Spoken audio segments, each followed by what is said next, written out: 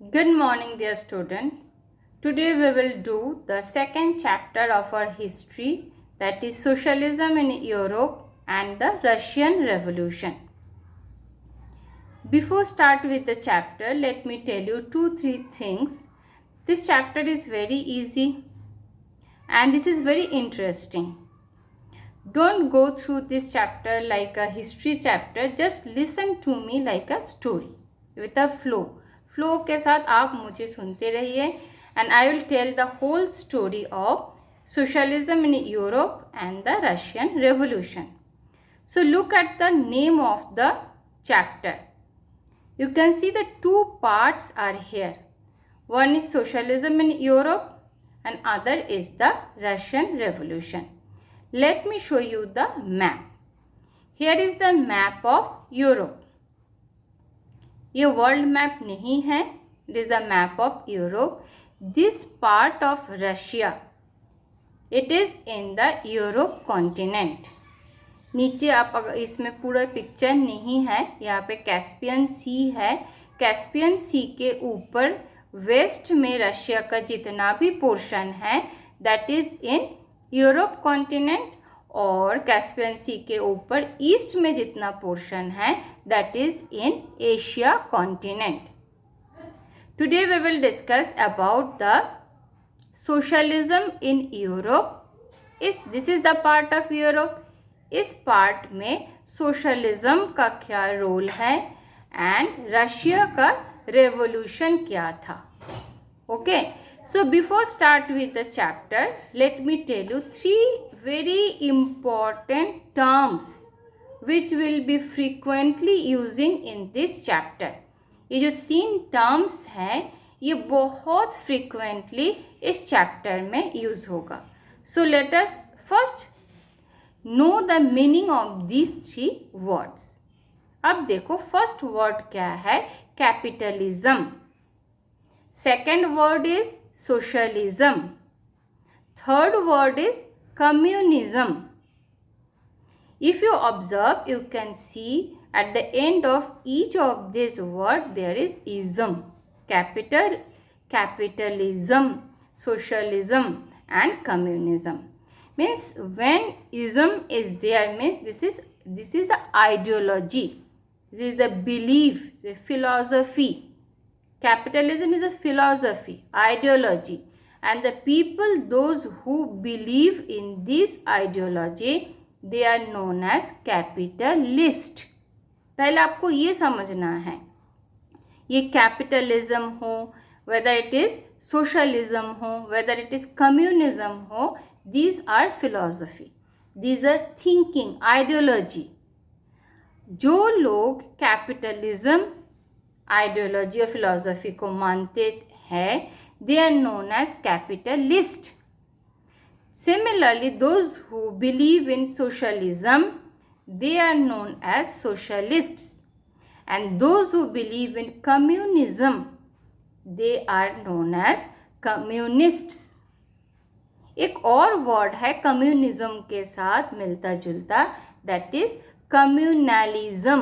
This is communism, वो word है communalism, एक ला एक्स्ट्रा है, but the meaning is totally different. Communalism means when a religious group become very fanatic और rigid. Communalism it is related to religion. कोई भी religion के लोग अगर बहुत रिजिड हो जाते हैं अपने रिलीजियन को लेके, फैनाटिक हो जाते हैं अपने रिलीजन को लेके, they are known as communalist, and their ideology, their philosophy is known as communalism. But here we will discuss communism, not communalism. You should keep in mind the difference between these two words. Okay, what is capitalism? Capitalism जो theory है, जो ideology है, जो believe है, वो है क्या?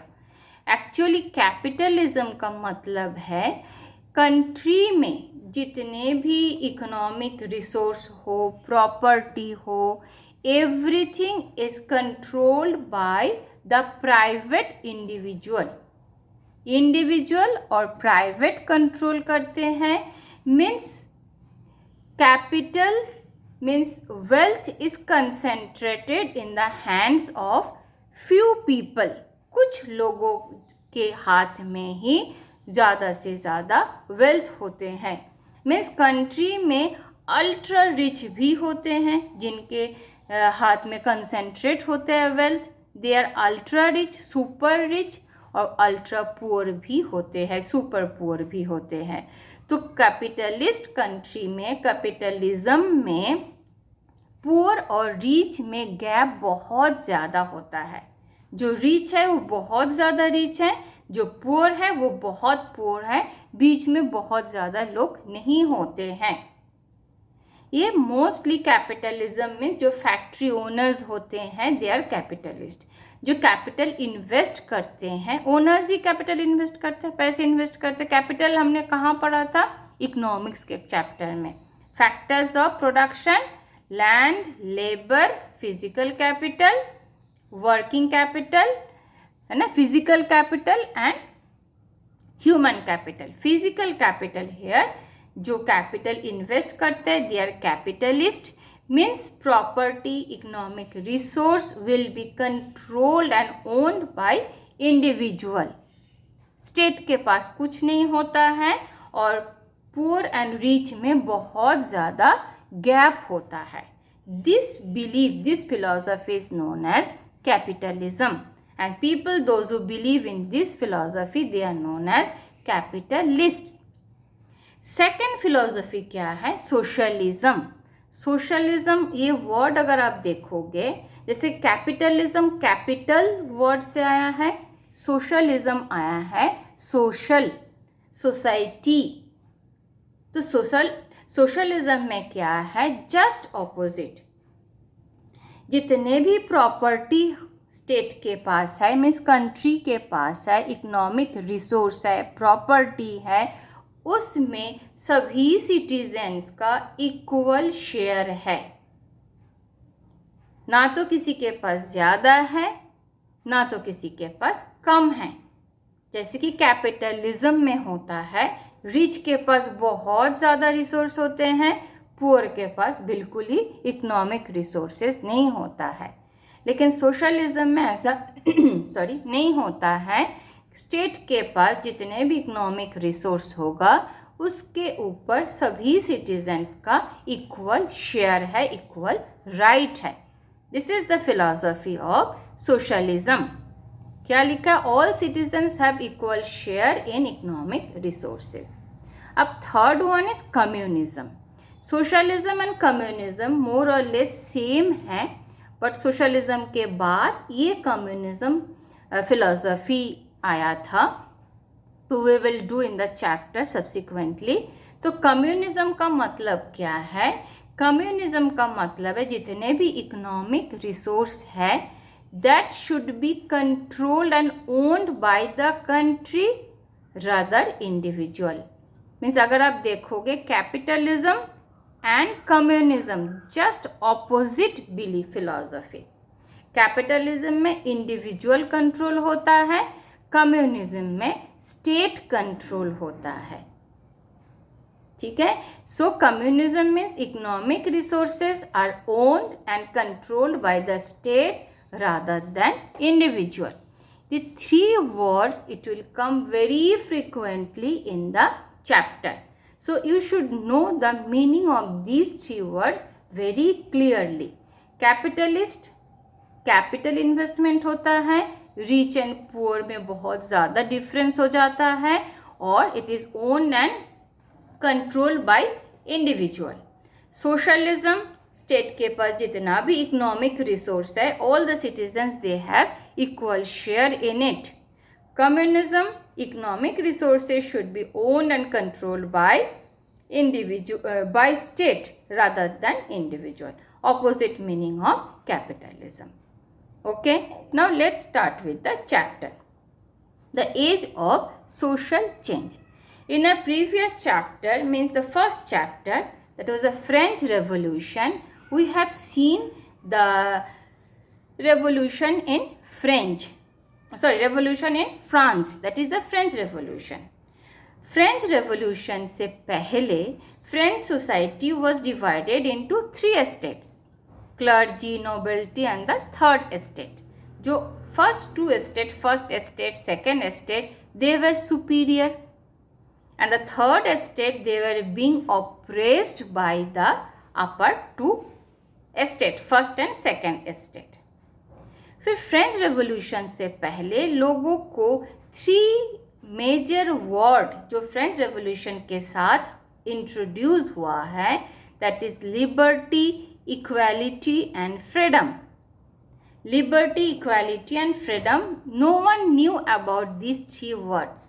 लोगों को लगता था ये तो पॉसिबल ही नहीं है, लिबर्टी पॉसिबल नहीं है, freedom possible, equality, how equality can be possible, क्योंकि first estate and second estate always they tried to suppress the third estate.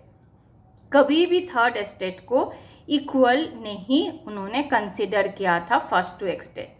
Voting rights भी नहीं थी उस टाइम।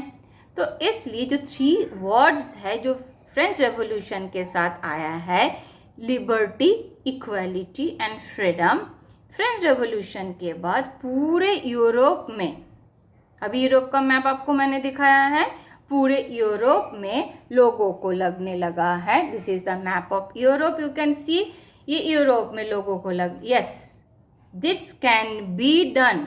अगर फ्रांस यहाँ पे फ्रांस है, दिस इज फ्रांस, ये जर्मनी, ये Poland, these are the major countries of Europe, ये इटली हैं, ये ऑस्ट्रिया हंगेरी हैं, ये टर्की है। सो पहले फ्रांस में हुआ था फ्रेंच, ये स्पेन, पुर्तगाल, फ्रांस में हुआ था फ्रेंच रेवोल्यूशन। तो फ्रेंच रेवोल्यूशन के बाद Germany, Poland, Italy, Spain, Austria, Hungary सबको लगने लगा था कि yes it can be done, equality, freedom, liberty, ये हो सकता है। नॉट ओनली इन फ्रांस, हमने 8th में आपने पढ़ा है ना, वेमेन कास्ट एंड रिफॉर्म, उस टाइम हमने सोसाइटी का स्ट्रक्चर हमने डिस्कस किया था।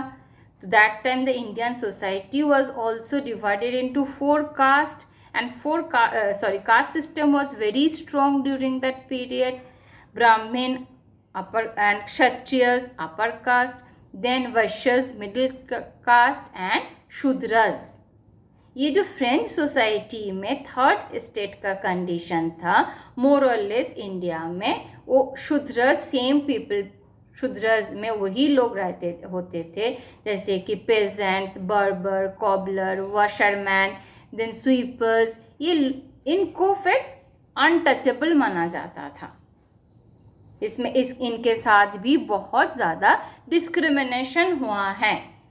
The Shudras were being tortured, were being oppressed by the upper caste, Brahmins and Kshatriyas होते थे। तो बहुत सारा सोशल इविल्स भी होता था उस टाइम सोसाइटी में, and to change that society बहुत सारे सोशल रिफॉर्मर्स भी आए थे। We had already discussed, can you remember the name of the social reformers during that period? Yes, Raja Ram Mohan Roy, Ishwar Chandra Vidyasagar, Pandita Ramabai, Tarabai Shinde, E.V. Naikar या पेरियर ना, Jyotirao Phule, B.R. Ambedkar, Swami Dayanand, बहुत सारे reformers थे।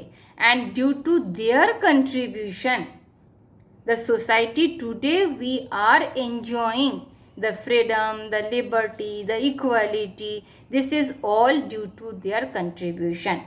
They made our society evil free, and for that they struggled a lot, बहुत ज़्यादा struggle करना पड़ा था। डिरोजियो थे, इन सोशल रिफॉर्मर्स ने जितने भी सोशल इविल्स क्या क्या था उस टाइम, सती प्रथा, then child marriage, then widow could not remarry, then girls could not go to school, no right of the girls in her parents' property, these were the social evils।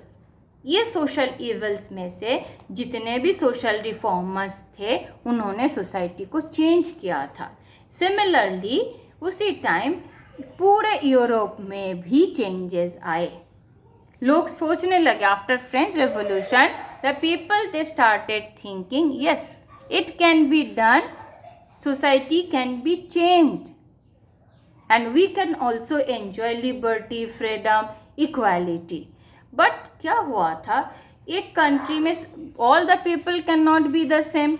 सभी people की thinking, belief, philosophy same नहीं हो सकता है. तो some people they believe in some philosophy, some people they believe in other philosophy. So on the basis of this belief or philosophy, that time the European, it can be divided into three types, that is conservatives, liberals and radicals. Okay, so this we will discuss in our next video, next lecture. So I think this is clear. Two things you have to keep in your mind. One is the socialism in Europe. First 2-3 lectures में ये part हम करेंगे. Socialism कैसे Europe में शुरू हुआ था, उससे पहले क्या था, क्यों सोशलिज्म को आना पड़ा. उसके बाद हम डिस्कस करेंगे द रशियन रेवोल्यूशन. ठीक है, okay. I hope this is clear to you. Still if you have any problem you can ask me. Thank you and have a good day.